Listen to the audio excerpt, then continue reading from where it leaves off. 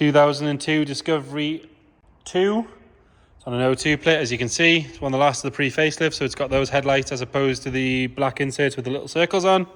As you can see, it's in a nice metallic red. It's fitted with a couple of Land Rover Express accessories. We've got front headlight guards, wind deflectors, got Land Rover Discovery Owners Club sticker in the Alpine window there. It's pretty cool. Rear tail light defenders and a proper fixed tow bar with twin electrics. Really useful. Being a later car, it's got things like parking sensors and stuff as well, cruise, all that sort of stuff that we'll go through. But we'll start by having a look at the bodywork. That lower part of the front bumper seems to be all nice and unmarked. It does have some tyre shine sort of plastic restorer on this front arch, so it is quite shiny. There was quite a lot of it on there as well. It does have this silver pinstripe, which is quite unusual, but it has been polished through in a few places. It is just a sticker, so it's obviously just been caught with a polisher or just worn thin over years. So if it was me, I would just peel it off because it look a lot cleaner with it off, but it's just a bit scrappy. Or you can get a new one. It's your car, you do what you want to do. But my opinion would be just take that off. As you can see, if you look down the side of the car, it is nice and straight. It doesn't look to have ever had any side steps or anything fitted, so there's no rusty brackets or anything hanging out there. We do have a small scratch on the edge of the wing mirror, and like every Discovery 2 I think I've ever seen, and I've probably had about 10 in our family over the last 20 years, they all have bubbly bits on these bits of trim, every single one. I don't care how nice your Discovery 2 is, it's always got that for some reason. This one does have a little bit of a mark on the bottom of the window trim on the driver's passenger door. Does have door defenders on it, but it does have a couple of little marks, so it hasn't saved it from all of them. Doors all shut nicely as well. That rear door again has a little scratch along there, but other than that it's all nice and tidy, no dents or anything. This rear quarter's all good. No signs of any major dents or anything like that. All around the window, which can be a bit of a problem area, is all good. We do have a little bit of sort of an alley rash type thing on that little bit of the bottom quarter, as you can see. 4 good wheels and tyres on there. It's got Cooper ATs on it, which is quite a good tyre. Nice, good all-terrain tyre, good road, good in the field. It's always funny, these off-roaders getting stuck on wet grass because they've got the wrong tyres on them. It is worth noting, on the rear sort of section of the roof generally, there's a bit of lacquer peel and a bit of sun fade. See going along there.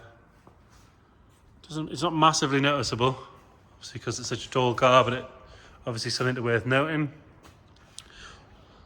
This rear quarter again, all nice and clean. You quite often find a load of rust around these hinges, or alley rash even, but nothing to note there. Comes with a rather fetching pheasant spare wheel cover, so you can pretend to be Lord of the Manor if that's what you want to do. Again, loads of black plastic protective stuff on the plastics. All nice and clear on the tailgate, not a lot to complain with. Quite often you find on these Discoveries that there's marks all over the bumper. You've got a little scratch here, but other than that, it's a really clean rear bumper as well. It does appear to have one of the parking sensors missing, and it's had a little push up there, but for a Discovery, you'd call that good. Nice clean rear tow bar, obviously hasn't been hammered and abused. Like I said, it's got twin electrics, which is really useful. Underside's really quite clean under there. It's not rotten like you find a lot of them. What you see for sale on eBay that requires a little bit of welding normally results in a lot of work. But this one seems to be pretty good. Same spot on the passenger side as the other side, a little bubble there. And again, that pinstripe is polished through here and there. There's a bit of a scuff on this rear quarter piece here. Like I said, it does still have that lacquer peel on that side. Pretty much the same story on this side as the other side. You've got a little bit of paint flake on the pillar. No bubbling on that piece, which is amazing. It should be in a museum. And a tiny little bit here, and a tiny little bubble in the paint there. Again, doesn't really detract from it. It's not hugely detrimental. It's meant to be a workhorse, not a show car, this thing. And again, like I said, no nasty side steps, but lovely and clean under there. It's obviously been well cared for in the right places. This side, nice and straight as well. Do have a scratch on the top of the front passenger wing, a couple of scuffs on the wing mirror, where it's probably met a hedge on a country lane. Onto the front, so like I say, it's got those light deflectors, and it's got a bit of a crack in the bumper there, as you can see, which is on the passenger side. Driver's side's all good. Bonnet itself is nice and clean. There's no sign of any dents or anything on there. The odd little hairline scratch here and there, but nothing really to cry about. Have a look at the interior.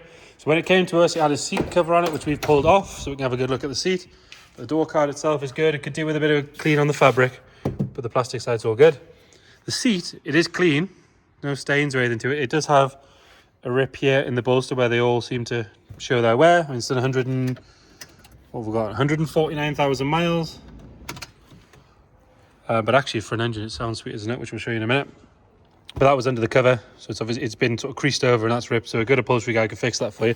Importantly, the seat is not stained, it's not ruined at all. It does have the usual worn handbrake gaiter. Basically rule of thumb with the Discovery 2, if you're buying a manual you need a manual gear stick gaiter and a handbrake gaiter, but because this is automatic obviously you just need this one. Somewhere like Brit Part, about 12 quid, get yourself a new one. Nice spec on this one, so we've got cruise, radio controls on the steering wheel, front and rear fogs. What else we've got? We've got the dual zone climate control and all the other usual Land Rover toys. Electric mirrors, electric windows. A couple of little marks on the rear driver's side door card. Seats themselves in the back are nice and clean.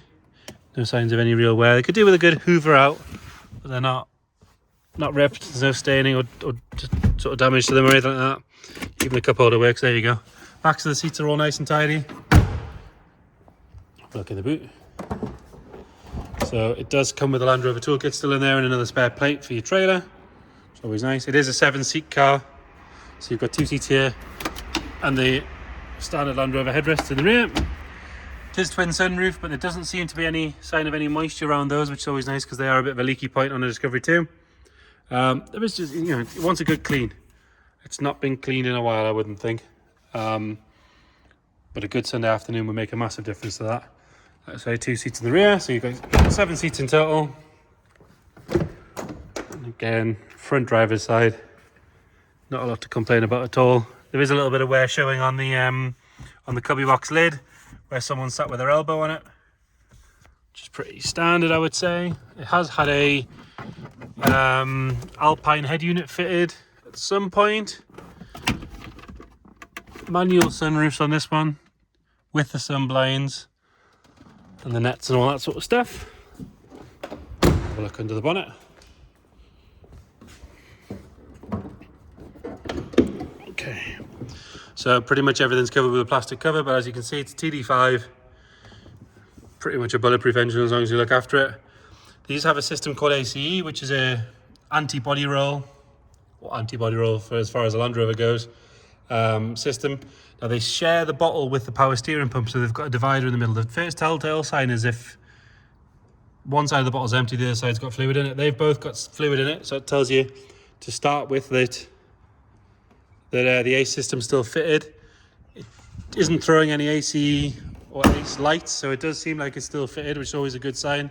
Quite often at the first sign of any failure, people just remove them, which is a shame because it does make a massive difference to the handling of the car.